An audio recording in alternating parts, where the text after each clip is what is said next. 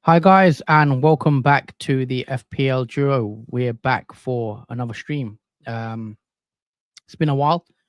Obviously, we've had the international break for the last week or so, but it's fair to say real football is back, and that's why we're back as well to do the stream.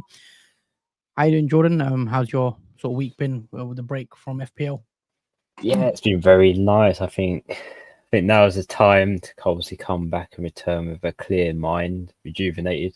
I think we all needed that. I think 2-week break for fantasy football. I think now is the time, obviously, to come back to it and get stuck in, obviously, to Gameweek 12 and obviously talk about possibilities, probabilities, predictions, forward players to watch, team and captain selections, and fixtures and players to target. So we're going to cover all that and more during this podcast. Yeah, quite a bit to discuss, as you said. Game week 12. A lot of interesting things where we can do transfers. A lot of people I've seen are taking hits potentially. So yeah, it's all going to be interesting to discuss in this podcast. Let's go on to the next slide then. We'll quickly kick it off with the game week 12 clean sheet probabilities. Now, this season we've not seen, many clean sheets. I think it's fair to say. You look at teams across the board. Obviously Liverpool are top in terms of clean sheets with 6. I think Forest have kept a few as well, haven't they? 4. Yeah. Surprisingly, Man United kept 5. Who thought that would happen this season? Is that a real stat? I believe. I had to double check it, but yeah, it is correct. They kept 5 clean sheets. I believe they kept one last game week in 11 as well. But yeah, defensively, they've not been too bad compared to other teams. Yeah, so in terms of clean sheet odds, and where you'd be targeting if you were going for a clean sheet, I think Arsenal are predicted as the highest chance of a clean sheet this week with 54%. You've got Liverpool down at 40% as well. Southampton away for them. You got Fulham, Villa, and Man City sort of make up the top 5 in terms of clean sheet probability. I mean, let's talk about premium defenders. I know this is a subject that we discussed a couple of weeks ago. Someone like Trent or even Gabriel or, 6 million plus defenders. Do you see it, these defenders, is it worth it, Jordan, with the season, how it's going? There's not many clean sheets. What's your take on the premium defense with these odds that we've seen at the moment? Well, obviously, so far up to this moment in time, premiums, and after you pick Guardiola, Gabriel, it hasn't really worked out for you. But I think now is the time, where we look at Arsenal's fixtures and maybe bringing in a Gabriel or someone like him, like a Saliba, might be worth going for now, as the fixtures do swing for Arsenal. And obviously there is a lot of chatter and talks over the fact that their clean sheets might start rolling in now, because they've only kept 4 so far this season. It hasn't felt like they've kept one in a while. But I am slightly surprised that they are the top against Nottingham Forest, who surprisingly have done well this season so far. I think they are currently 5th or 6th in the table and are quite overwhelming a lot of people's minds with how they're playing. But yeah, I mean, the clean sheet should be coming out for Arsenal, and I think a premium defender from there could be a way to go. Yeah, I'm on double Arsenal defense at the moment, so I've got Gabriel and Raya in my team. It hasn't worked out since game week 6. Obviously, they've not kept many clean sheets, but we know Arsenal have that fixture swing now. They've had a tough start to the season. The next 7 or 8 look quite nice to them on paper. So I will be persevering with the double Arsenal defense for now. We'll see how it goes. But I think you may want to jump on Arsenal defense, at least one, for the foreseeable year, because there could be clean sheets here for Arsenal. But we'll see how it goes. Liverpool, in terms of the defenders, I wouldn't go Trent. And I said at the start of the season, Trent's one of those must-have players because we saw what Trent's capable of in previous seasons. However, it seems like he's not going as forward. He's been great defensively, and that's always been a worry with Trent, is his defensive ability. But the last couple of weeks, that's sort of been the opposite. Trent's defensive sort of output has been great. He's defending a lot better, and he's not going as forward as much. So I think Trent isn't necessarily a must-have, especially when we've got some expensive midfielders that we all want in our teams. The likes of Salah, Palmer, even Saka, Bruno now is in the question. So when you get rid of Trent for now, but maybe could be an option later down the line. In terms of the other defenders, Man City, a lot of us had Lewis. It's not really worked out. I think Vardiol's the one. If you went with him, I still think he's a decent option, but maybe not for Tottenham at home because you don't really expect much. But I think the cheap defenders is the way to go, Jordan. Really, Yeah, it is. like 8 Nuri, who's done really well. Who other cheap defenders are there? Ola Aina, Forest have got a couple of returns. Konate is another one that he's sort of nailed now as Van Dijk's partner. You can go if you want to. If I was building a wild card for Game Week 12, Konate would be in there for me personally. I mean, what sort of defender would you be looking at going forward? For me, it's got to be a Man United defender. I think Mazraoui. I bought him in, I think 2 game weeks ago. So far, it's paid off so far. Clean sheet last game week 11, and a fixture against Ipswich away with our newly promoted manager is looking good. I mean, the possibility of a clean sheet is very low down there at 28%, but I feel like that should be a little bit more higher, if I'm honest. With the new manager effect, we normally see a good performance from a first match in charge. And the fact that Man United have kept the second most clean sheets out of all the teams there just shows you how much, how worth it was to have a Man United defender up to this moment, because you've paid off, obviously, with 5 clean sheets if you've picked the defenders that haven't been injured or been rotated in the Man United. Yeah, Mazraoui is a good option, I think. I just want to double check with Amorim now coming in, because I think Luke Shaw's back soon. Is it going to what's going to happen? Is Mazraoui going to play the wing back role? There's Dallo there, there's Luke Shaw there, Malassi is still there. So I'm just slightly worried with Mazraoui. Is he going to be completely in the plans of? He should be because of his form, but you never know. Obviously, with Luke Shaw coming back, that's the only thing. But Mazraoui has been a good option if you went with him. Yeah, because he does like to. Obviously, he prefers the 3-4-3 Amorim compared to Ten Hag's previous formations. So there is going to be a lot of changes to the Man United team, and perhaps maybe holding off for them for now. Maybe wait and see what team lines up against Ipswich away. But long term, consider Man United defender or goalkeeper. Yeah, so that's our thoughts, really. Just a quick overline on the defenders, whether you should go for premium defenders or, whether you should be going for cheap defenders. And for me, personally, I think cheap defenders is the way to go at the moment. The likes of Konate. You've got the likes of Colwill at Chelsea. I think Chelsea got good fixes this week. If I was on a wild card, I probably would include Colwill in there as a cheap Chelsea defender.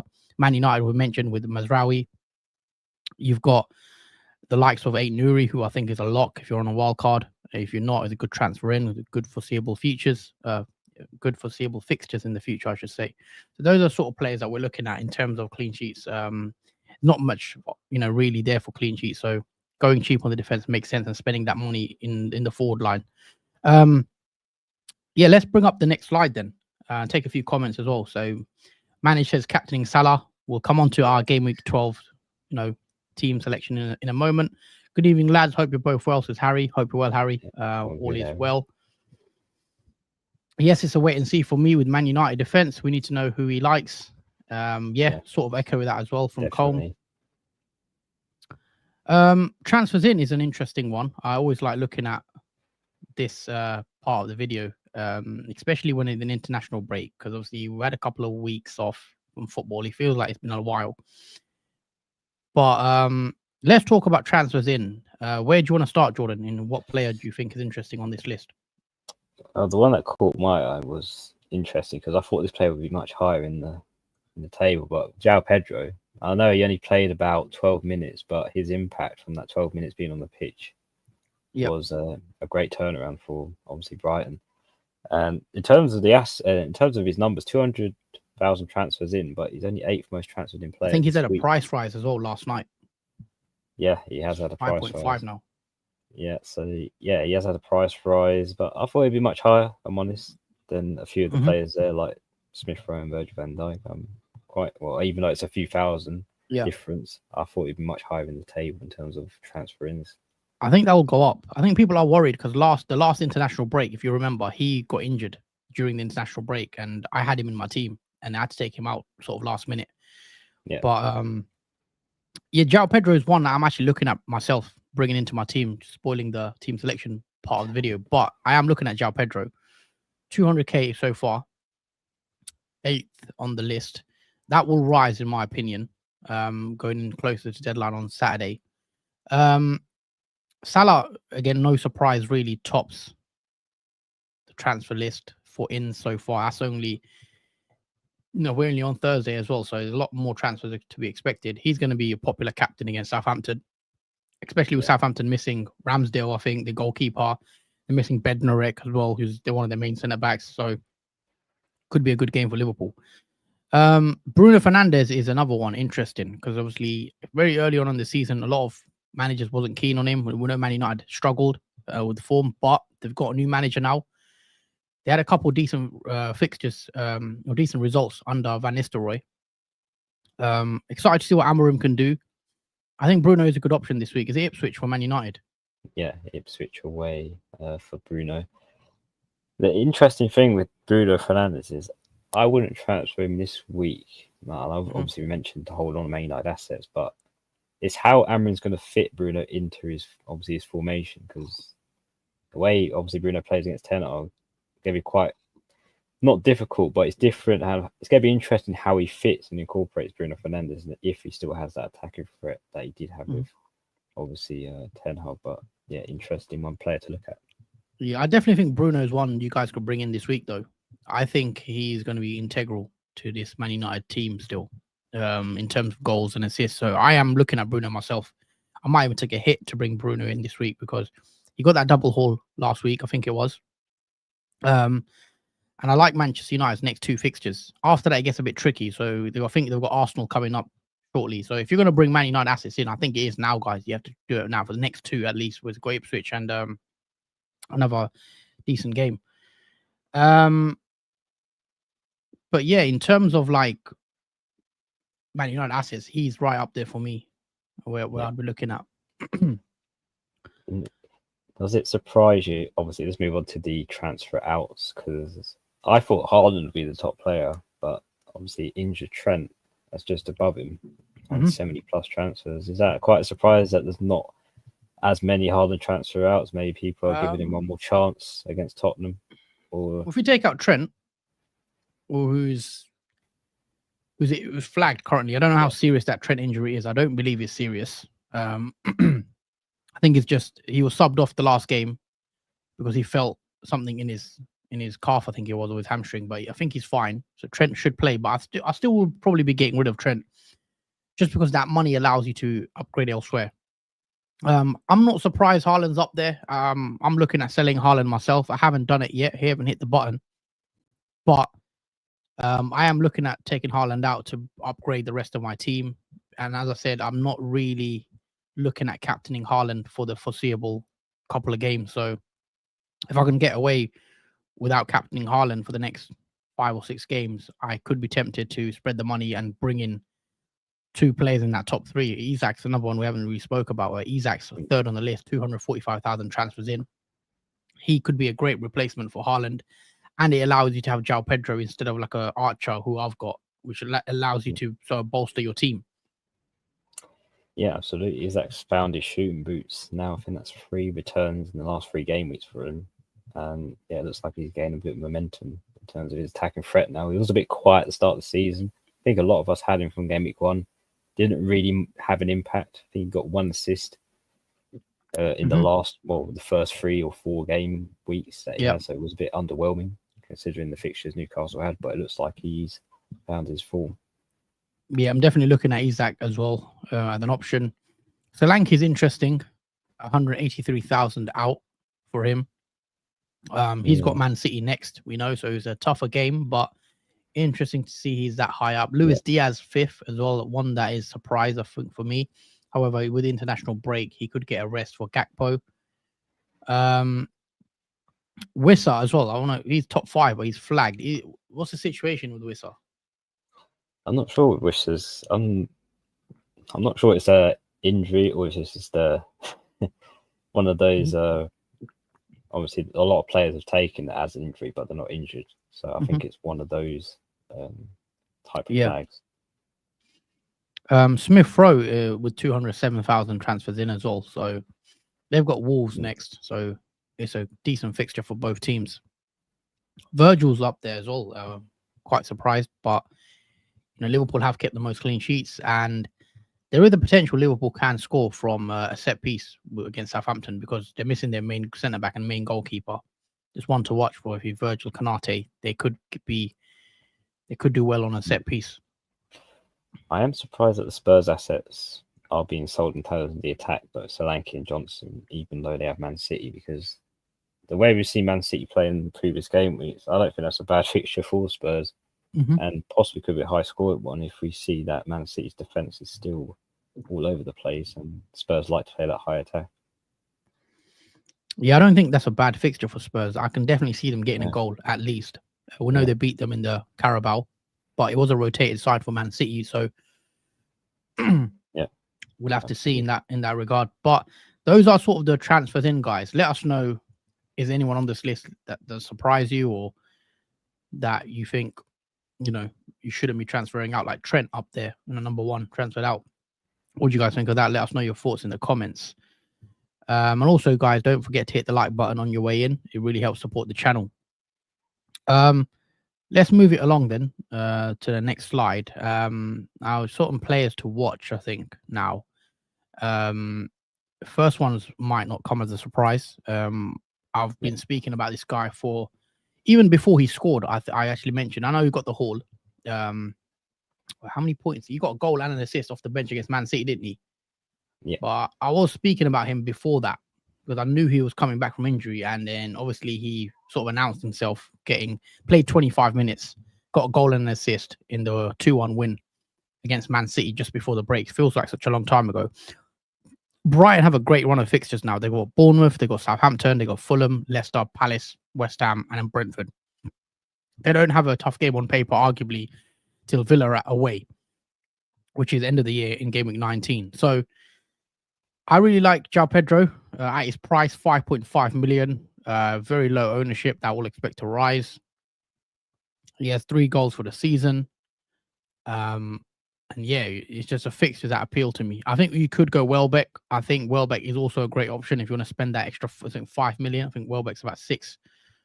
5.9 he might be, I'm not sure. But these players for Brighton, I think in the next 5 could be very, very lucrative for points because, you just look at the fixture, Jordan, Southampton, Leicester, Palace in the next 5, and then even the away games against Bournemouth and Fulham, pretty good. It's hard to ignore the fixtures, obviously, in the next 7 for them because their toughest one is in 19 against Aston Villa. But until then, it's still a nice run of fixtures. And probably now is the time to jump on João Pedro, I guess. Hopefully, fingers crossed, he stays fit and doesn't have a really... That's the only worry with him, Yeah, and that might be why he hasn't had as many transfers in because people have hesitated at the fact that he's only just come back from injury and especially the amount of minutes he does play as well in the next coming game weeks. But I think it is a still at 5.5 million. Massive downgrade if you're transferring Haaland out for him. That's what I'm planning to do. Haaland down to João Pedro, leaving about 10 million in the bank, which is mad. Looks very nice in the bank, very healthy. Yeah, but we'll see. But definitely, guys, if you're considering a cheap striker, João Pedro should be at the top of your list. The only worries with him would be rotation potentially with the fixtures coming up thick and fast in Christmas period. And whether he can stay fit, but we know when he plays, he's a fantastic player and a great option to have. So he's one definitely on our watch list. Let's move it along to another player. Again, another one that might be obvious, but we've got to mention it. Alexander Isak at Newcastle, who has himself just come off a pretty good run of form going into the international break. Isak has scored in his last 3 games in a row, and they were not easy games. He scored against Chelsea in Game Week 9, scored against Arsenal in Game Week 10, and scored against Forest in Game Week 11. So he's fully back in form at the moment. 11-pointer against Forest after he got an assist against Forest as well. So, and I believe he got the free bonus if I'm not mistaken. So 2 bonus points against Forest, but 3 against Arsenal. Again, the fixtures for the next 2 look great. West Ham and Palace are nice fixtures. Liverpool in Gameweek 14 is a tough game. However, after that, Brentford, Leicester, Ipswich. So good fixtures for him coming up. 8.5 million. So if you're downgrading from Haaland, it's a pretty easy move to do. Owned by 17%. He's another player that I'm looking at bringing in. Maybe having Isak, João Pedro in the same team because you can afford it if you get rid of Haaland. So, yeah, what have you made of Isak, Jordan? Obviously, he had a tough sort of start to the season. He had 1 goal. Then I think he got injured for a bit, where he missed game week 6 and game week 7. Yeah. But he's come back and last 3 games, 3 goals. Yeah, since his broken toe while he was injured, since his return, he's been on fire. As we mentioned, 3 goals in the last 3 game weeks. And he's missed 5 big chances from that. So he could have easily had more goal involvements from obviously those 5 chances as well. So yeah, I think he has slightly been slept on in the last 3 game weeks. And now suddenly people have jumped on the boat, hoping to not miss out on more points from Isak. And especially the way forwards have been this season. And especially last game week, there's been a variety of picks. But I think Isak is one of those top ones at that price mark as well, 8.5. Whereas similar to Havertz and Watkins, who haven't really performed as well, obviously Isak has. I think he is possibly the best around that price value to go for at the moment at 8.5 million. Yeah, definitely liking the look of Isak, and he's someone that I'm looking to bring into my team. Look at his underlying data; it's all not bad. Expected goal involvement per 90 of 0.7, so that's a healthy sort of underlying numbers. He's taking a lot of shots as well. And I think he's good value for money for the next 5 at least. Let's move on then to the next slide. Another player to watch is someone I mentioned as well before I went with Strand Larsen. And he ended up scoring as well. So that is Evan Nilsson, the new striker for Bournemouth, who's replacing Solanke. Had a slow sort of start to the season. Didn't score in his first 4. Then he scored against Southampton in game week 6.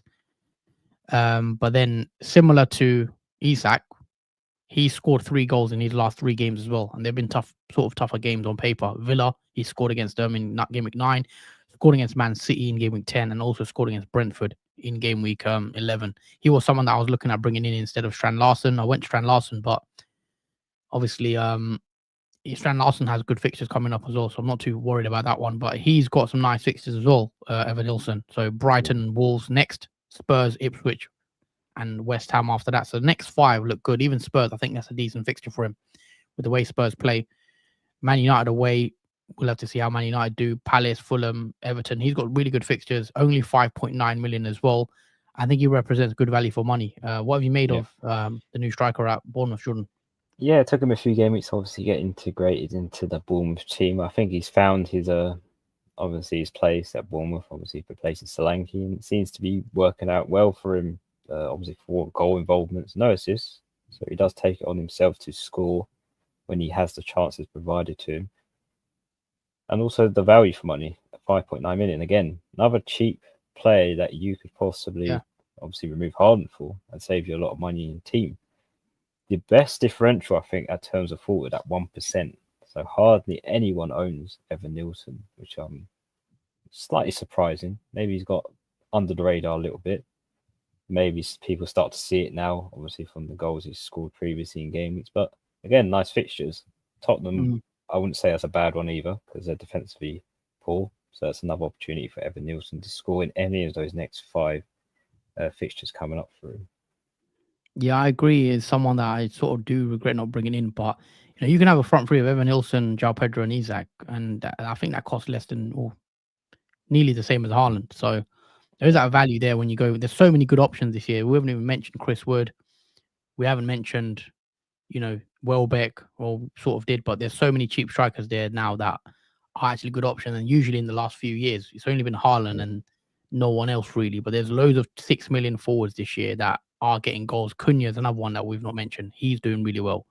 At 5.8 million, I think he's at the moment. So a lot of options, guys. This.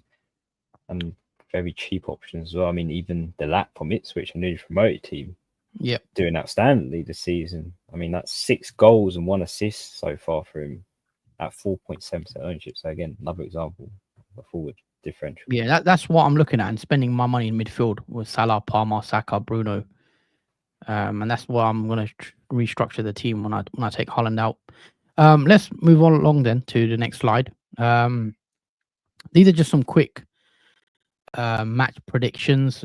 We do want to credit 11FI, as you'll see, for the graphic. So these are just a win, lose, draw, chance, and expected goals as well. So Arsenal have a 73% chance of winning, according to this, on Game Week 12.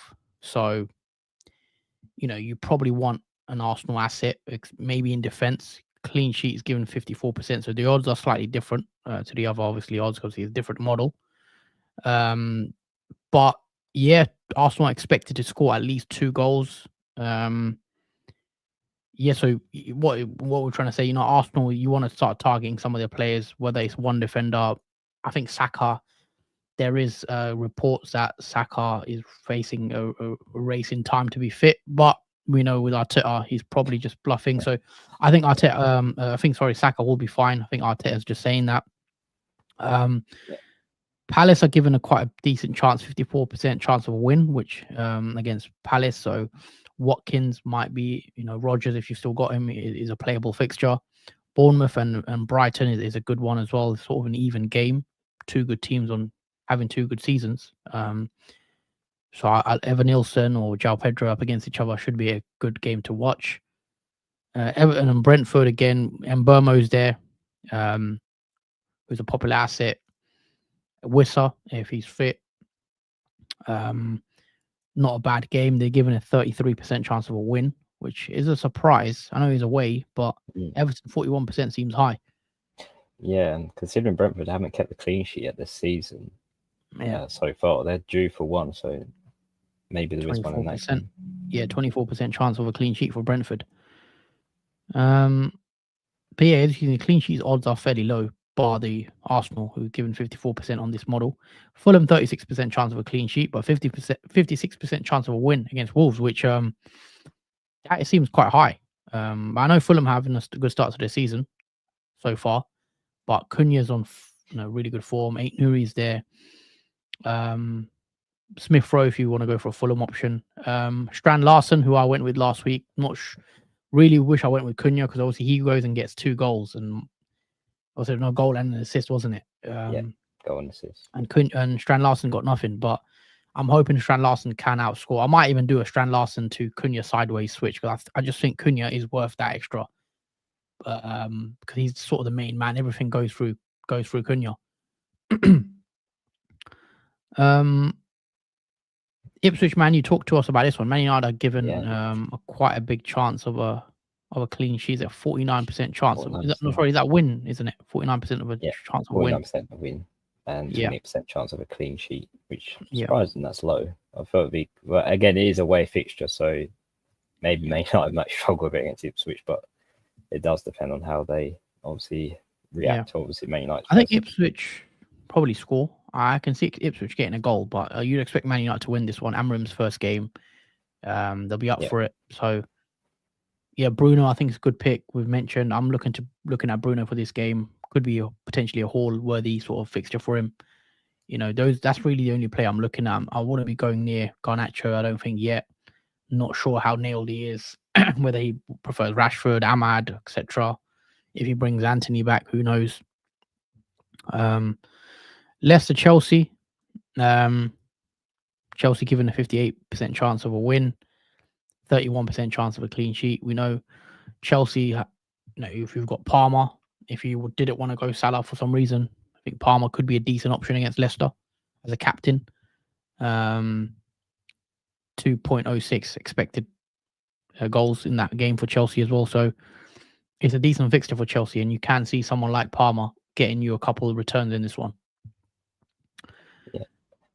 In terms of Man City and Spurs, obviously that looks like a very high scoring one because it's expected, obviously, Man City to score at least 2 and Spurs to score at least 1. So you may potentially see both teams scoring with at least 3 goals in that fixture, with obviously Man City having the best percentage of a win at 67%, which again, maybe those who still have faith in Haaland for one more game week, maybe look at that and may have some faith, maybe not captaincy, but just pure ownership.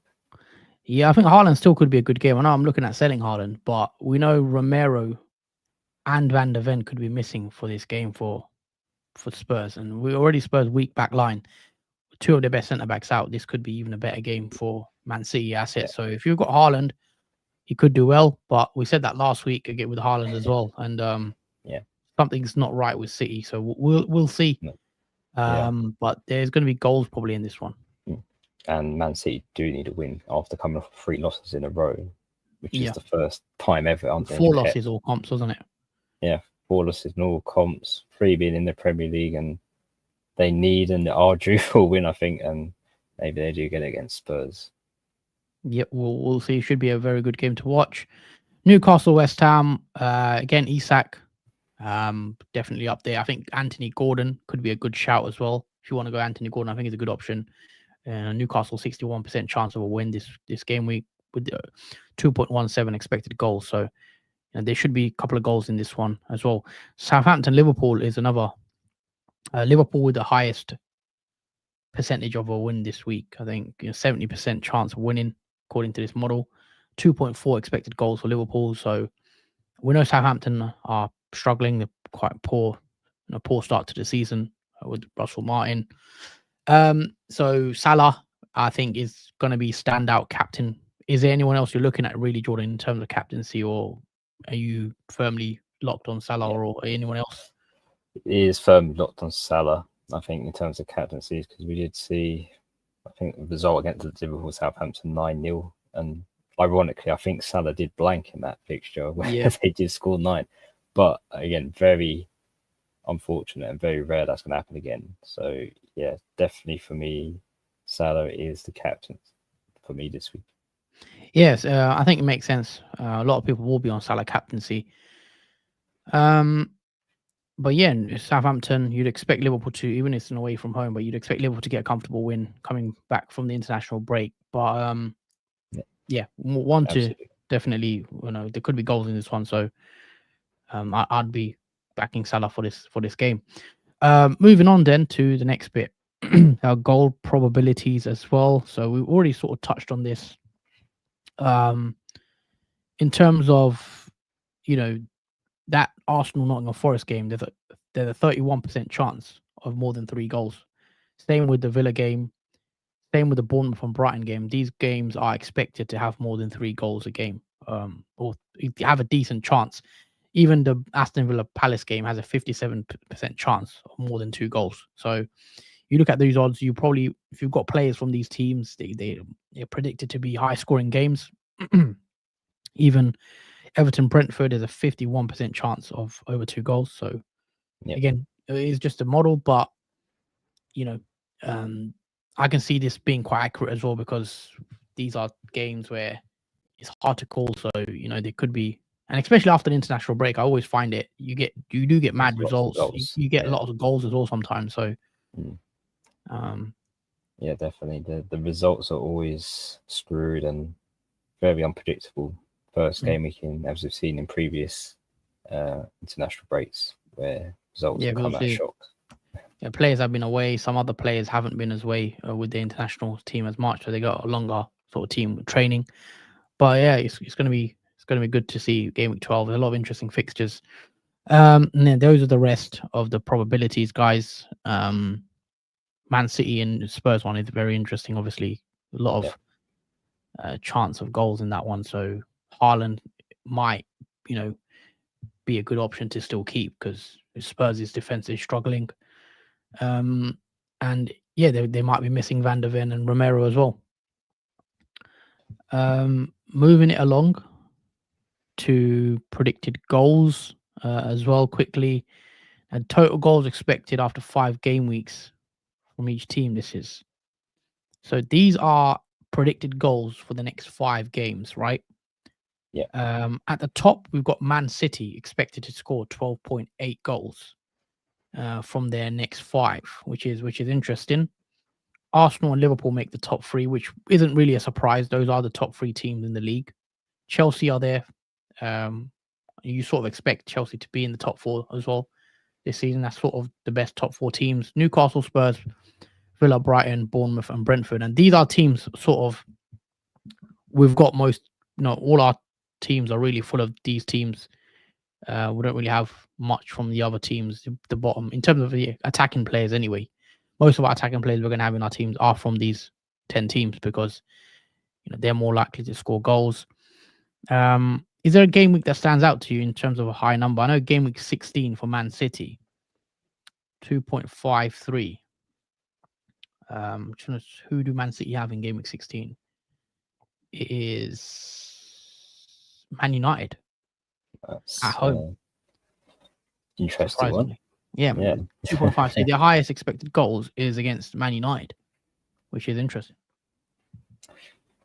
In terms of me, one that obviously brings interest to me, rather than it being individual game weeks that surprise me, it's more the total for. I think this is total goals. So this is for both teams, I believe. Is that correct? Total goals, right? Yeah, total goals for that game. So that could makes a bit more sense then. Yeah, it does make. So it isn't obviously it's not a surprise that Man City at the top. With obviously expected to score 12 after when match day 17 occurs. It will be interesting to see how many goals they do actually score if it's near that number. But with those who don't have Haaland in the team, it will be interesting to see if it was the right or wrong decision to keep him or take him out. Yeah, Haaland is going to be the big one, really, what he does in the next couple of fixtures. But if you've already sold Haaland quite early, it's so far so good, I think, for the non-Haalands, for the people that sold him. Let's go on to. So this is the bottom sort of 10. Yeah. So these are probably more of the worst attacking teams in the league. So these are sort of attacks that not as popular. In terms of these teams, we know Man United are new manager now. They've started the season pretty poor, but we'll have to see how Amorim turns it around. And Burmo, obviously, and Wissa is still good options for Brentford. But Brentford do have a tough run now. So as you can see, Brentford's expected to score only 9 goals in the next 5. That's because Brentford's fixture run now gets tough. And there could be a conversation to be had about Mbeumo, whether you actually keep him for this run. Because you look at Mbeumo's fixtures now. Everton, Leicester. But after that, it's Villa, Newcastle, Chelsea, Forest, Brighton, Arsenal, Southampton, Man City, Liverpool. So it is very tough games on Brentford. They've not kept a clean sheet all season.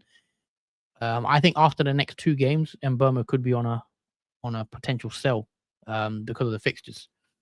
But yeah, we're not going to discuss too much of the other teams. Really, there's not really any attacking players I'm looking at from the other teams. West Ham, not really. Wolves, Cunha's still there, but he's quite a popular pick. Strand Larson, if you want to go cheap. Anyone else? You mentioned Delap as an Ipswich asset.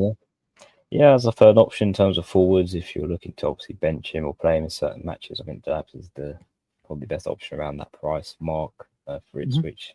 Underlooked, but good performance. All right, let's run through some of these. Is there any more? I think now we're going to go to team selection, I think. So I'll let you go first for the team selection. Run us through your bust. Just read us through. Are we going to cover how we've done in it? Points. How we got on? Yeah, I'll let you go first. Oh, sorry, this is my team, isn't it? Yeah. Oh, you want to do your team first? Yeah, I'll go first. I don't mind. Yeah, it wasn't a good week, as you guys know. I think it was a red arrow for me going into the international break. So this is game week 11. I'll quickly run through Raya in goal, 2 points. Back 3, Gabriel, Lewis, Aït-Nouri. Gabriel getting the 2 points. Lewis blanking, Aït-Nouri with a 6-pointer. A lot of blanks in the midfield. Salah, the outstanding pick. Wish I captained him after his goal against Villa in the 2-0 win. 14 points. And Mbeumo, 5 points. And the rest, a blank from Palmer, Rodgers, and Semenyo. Haaland did get me a return, but he only got me 5 points, but 10 as a captain. Strand Larson with a blank. Mikalenko get me a clean sheet on the bench. Fabianski, surprise one, 8-pointer for him on the bench as well. So all in all, is 46 points, and he was red arrowed down to 2.4 mil now. It wasn't the best of weeks, but hopefully we can turn it around in game week 12. Absolutely. And obviously now to just quickly recap how my Game 11 team went for those who have probably forgotten now. But here's a little reminder. Obviously, Holmes in goal didn't get no clean sheet, so only gets 1 point. In terms of the back three, Mazraoui kept a clean sheet with bonus points with 8. Nouri as well kept him 1 against Southampton. Van der Berg, unfortunately, not 1 against Bournemouth. In terms of the midfield, I need Salah being the outperformer at 14 points. Again, I wish I captained him also. Garnacho coming on for 30 minutes. Thankfully, did score and got me 6 points. Johnson blanked. Palmer, in fact, blanked as well. And Burma did clench an assist, even though Brentford scored 3, which was a bit underwhelming, but at least the return from him was good. Captain Arden didn't really work out. Feels a bit disappointed with 10 points as well. Especially getting the yellow card and obviously losing his bonus points that he did have when obviously Man City were in front, but they lost 2-1 to Brighton, and obviously was blanked in his fixture against Newcastle where they lost 3-1. In terms of bench, no returns whatsoever, all points apart from Fires getting 1, and it is a slight green arrow despite me taking another -4 for game week 11. It's not much of a green arrow, about 100k. So I'm at currently 3.7 million in rank. All right, so let's move to transfer plans. Do you want to go first for this one? Because I'm going to go show it on the FPL website. Yeah, because I'll show my plans first. So yeah, in terms obviously in my team for game week 12 and what it looks like, let's start off with the back three and the goalkeeper. So I've got Hermanson in goal, who has a tough fixture against Chelsea. And I don't expect a clean sheet for that game. But only thing I can hope for is save points from Hermanson yet again, because Leicester's fixtures are a bit crazy. So, yeah, there won't be much I'm expecting from that game, apart from possible points from saves. In terms of back three, though, I'll say average fixtures. Mazraoui having probably the best one is its way. Hopefully he fits into Amrin's plan in terms of the starting 11 and he doesn't lose his place. Alongside him is Van der Berg, who's got Everton away. And again, it's a fixture where you hope that Brentford actually keep a clean sheet because they still haven't yet. And apart from Southampton, they're the only team alongside them that haven't kept on so far this season. And finally, to complete it is Nouri, who has Fulham away. I do expect this fixture to be very high scoring, so I'm not looking for a clean sheet from Nouri. It's not the reason why I brought him in, but it's more for the attacking threat he does provide in the team, which has paid off so far since I brought him in. Moving on to the midfield 5. So there is a couple of flags, but I wouldn't be too worried about Palmer and Burma. I think they're just no injury related. They're just missing out on obviously the international break. But Palmer has Leicester away. Again, nice fixture. Possible captaincy option there if you're looking to go different other than Salah. But yeah, he should be fine for that fixture.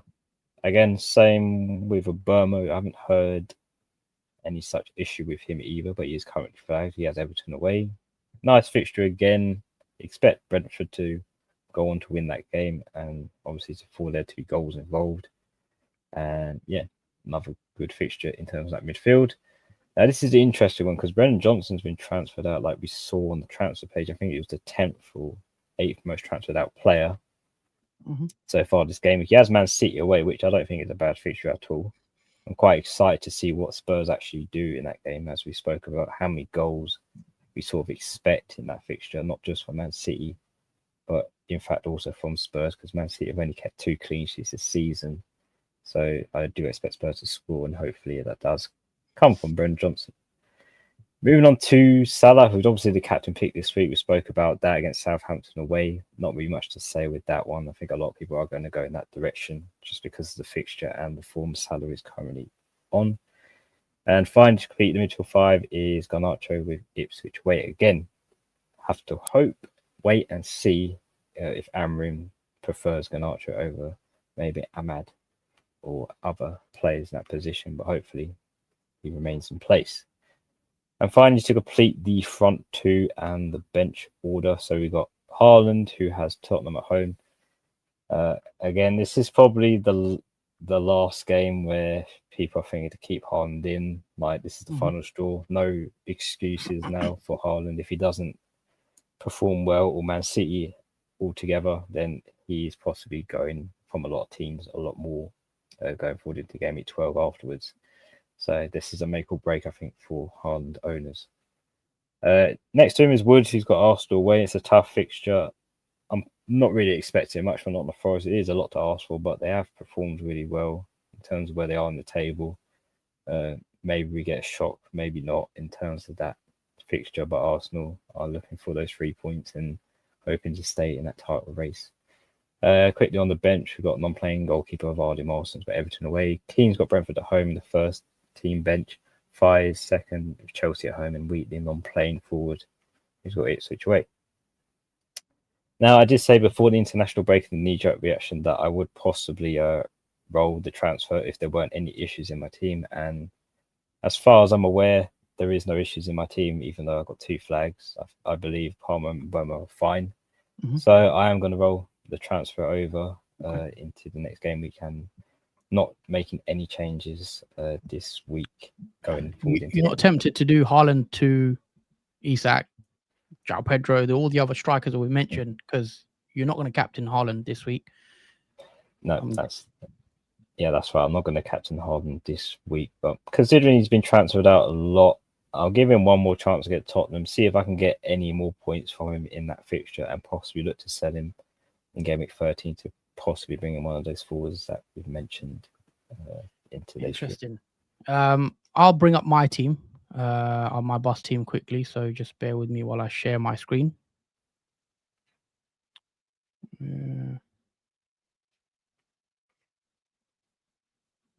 Just 1 second. Is it going to let me share the screen? Yep. 1 second, guys. So this is my current bus team.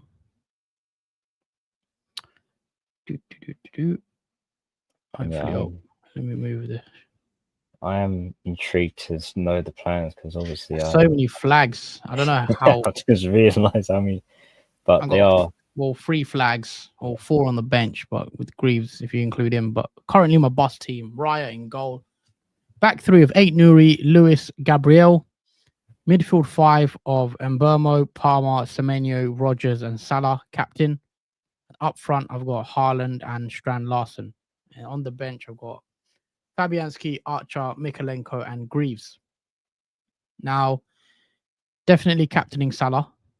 Vice will probably be Palmer. Just quickly save that. Let's go to the transfer pages. What I'm going to do. So I've only got 1 free transfer, unfortunately, and I've got 0.6 million in the bank. Now, I am looking at selling Haaland. And as you guys know, I am looking at potentially bringing in João Pedro. That leaves me with a massive 10 million in the, or 10.2 million in the bank, which is a bit mad when you think of it. And Semenyo has some really nice fixtures, but I could be tempted to sell Semenyo. If I'm being honest, or even Mbeumo. I haven't ruled it out selling Mbeumo, but with Everton, I'll probably keep him for a bit longer. But Semenyo is one that I think might go. He's done pretty well though, 4 goals. So I don't really want to sell him, and he's got Brighton, Wolves, Ipswich, and West Ham in the next couple of games. So he's a player that I could play. But there's one midfielder that I think I might take a punt on, because not many people will be able to bring him in. And that is Bruno Fernandes. I might actually be bringing in the Man United asset after me slandering them all season. Because just the next 2 fixtures, Ipswich and Everton, these are games where Bruno can get double-digit hauls.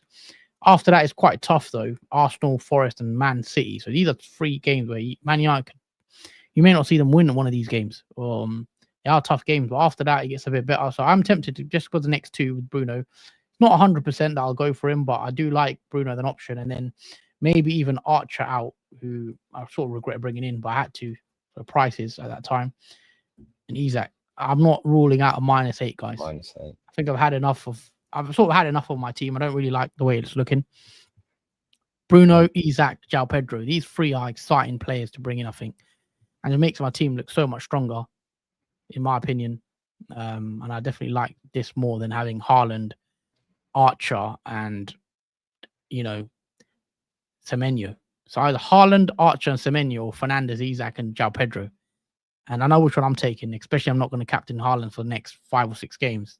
This team just looks so much better on paper for me. I think it's an interesting -8 because I could easily pay off for the players you brought in, make up for it easily. Yeah, Dan also has mentioned Saka. Yeah, I can go Saka, but I think I prefer Bruno. I know Saka's got the better long-term fixtures. Definitely got the better long-term fixtures. I just feel like Bruno has better upside. I feel like Saka, he might get you 7 points if you're lucky. 7, 8 points max.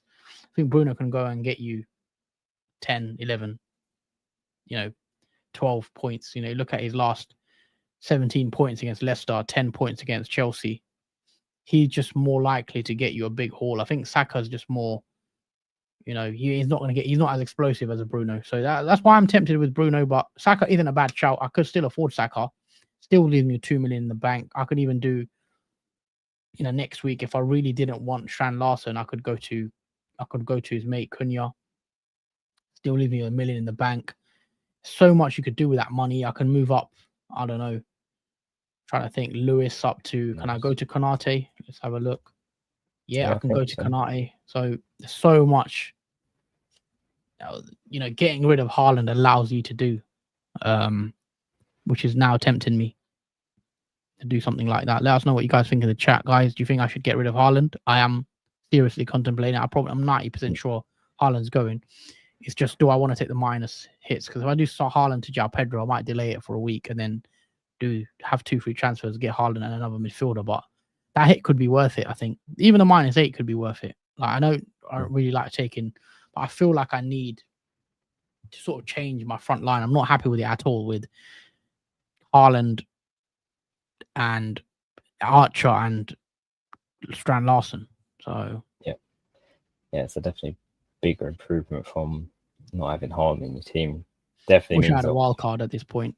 That's what I was going to ask you. If you still had your wild card, I imagine you would activate it. Oh yeah, this is a great week to wild card. I think if you've got a wild card now, you're in a good position. But yeah, this is what do you think? What would you do anyway if you were me? You got 1 free transfer. You know what the team looks like. Are you doing anything mad like a -8, which I've sort of got in plan? Yeah, I probably would take the same, a -8 or a -4. Probably remove Haaland, downgrade him to a forward like Isak, like you've done, or even Evan Nielsen and taking out Semenyo for Bruno Fernandes, while I still have Bournemouth cover that way, or possibly bringing in Cunha on 1 free transfer. Yeah, I'll have to see. It's either Isak or João Pedro and then Bruno. Do I want to take the extra hit? I need João Pedro. I might not bring João Pedro in. I might give João Pedro another week. I might do something like Isak and Bruno, or Isak and Saka. We'll have to see. Yeah, because I think Bruno is exciting, obviously, to bring in. Not as me as a Man United owner, but yeah, it's just you don't know what to expect, obviously, from Man United, and obviously you know the talent that Bruno provides for the team. It's just with Bruno's fixtures, obviously that comment there. Bruno has Arsenal and Man City away in 14 and 16, which I don't really like.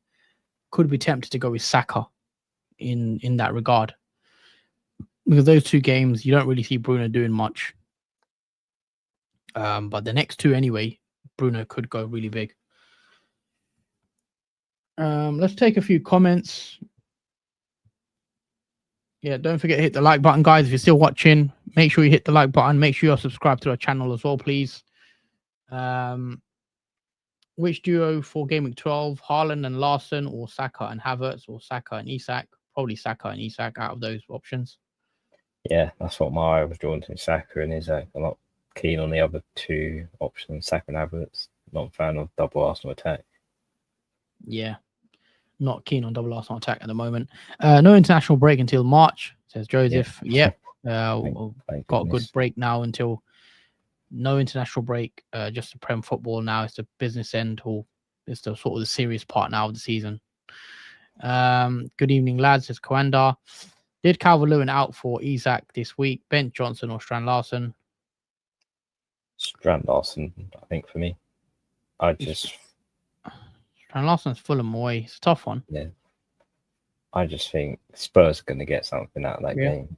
Maybe not a win, but I mean, we've seen the expected goals between that game, and perhaps Ben Johnson gets more of the better end. Coanda says Trent and Burmo, Haaland out, Gabriel, Bruno, and Isak for a -4. Yeah, that looks like a good sort of That looks like a good -4 hit. KDB is interesting. Yeah, KDB. I'm not sure I'd go to KDB. I think I'd go Bruno over KDB, especially for the next two. But yeah, it's going to be a good set of fixtures. Game week 12, looking tasty. These are the fixtures. Monday Night Football as well. West Ham, Newcastle. But I think we're going to wrap it up here, guys. We've done just about an hour. It's been a good stream. It's gone quite quickly. We're back again on Saturday for deadline stream, so make sure you do tune in for that one. It should be a good stream. I might be taking a big hit, -8 potentially, more likely -4. But yeah, tune in to see what we do. Yeah, anything else you like to add, Jordan? Yeah, obviously it should be a nice, relaxing, obviously deadline stream for me, obviously because I'm considering rolling, so I'm happy I'm not doing any transfers in deadline stream. But yeah, I think thanks, obviously, guys, for watching. It's been a while since we last streamed, obviously the 2-week break, but it's nice to be back in the full swing of things, and Gameweek 12 looks very exciting. But until then, obviously, take care, enjoy the rest of your week, and we'll see you at the weekend for the deadline stream.